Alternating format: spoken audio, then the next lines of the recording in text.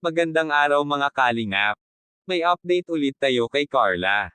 Pero bago po yan, kung bago lang po kayo dito sa channel ko po palike ang subscribe my channel. Pakisuportahan and rin po natin ang ama ng Kalingap na si Val Santos Matubang at Kalingap Rob Matubang pati na rin ang mga viewers at reactioners. Maraming salamat po. Mga kalingap, muling binisita nila Kuya Rab ang isang dalagitang puto vendor na si Carla, naabutan nila dito ang kanyang bunsong kapatid na si Amber. Si Carla naman ay kada rating lang ito galing eskwela.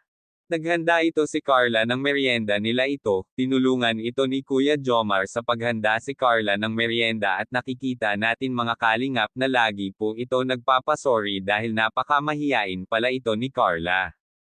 Tinanong din ito ni Kuya Jomar si Carla kung ano ang kanyang nilagay sa kanyang puto at bakit ito napakasarap, sabay sabi ng pabiro sa kanya ni Kuya Jomar na may halong pagmamahal kaya mas lalo itong nahihiya at naiilang si Carla.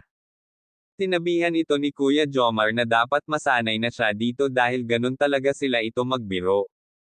Kinumusta rin ito ni Kuya Rab ang kanyang pag-aaral, sabi naman ito ni Carla ay maayos naman daw ito. Kinuwento rin niya ito kila Kuya Rab ang kanyang diskarte na bago pala ito pumasok ng eskwela ay maaga ito gumising para makapagluto ng puto at kutsinta. At ibebenta nila ito kasama ang kanyang kapatid na lalaki bago sila pumasok ng eskwela para magkaroon siya ng baon pati ang kanyang mga nakakabata o inyang kapatid. Kapag hapon ay nilalakad lamang niya ito ng halos 2 oras dahil ang baon lang niya ay 20 pesos na tama lang sa pamasahe. Kapag umaga yun lang daw ang tanging maitulong niya sa kanyang magulang ang pagtitinda ng puto para hindi lang sila ito mainto pag-aaral, kahit may tumutulong daw ito sa kanya ay tuloy pa rin daw kanyang pagtitinda ng puto dahil nasanayan na niya ito. Kaya hanggang dito na lang po at maraming salamat po. Thank you for watching and God bless you as all.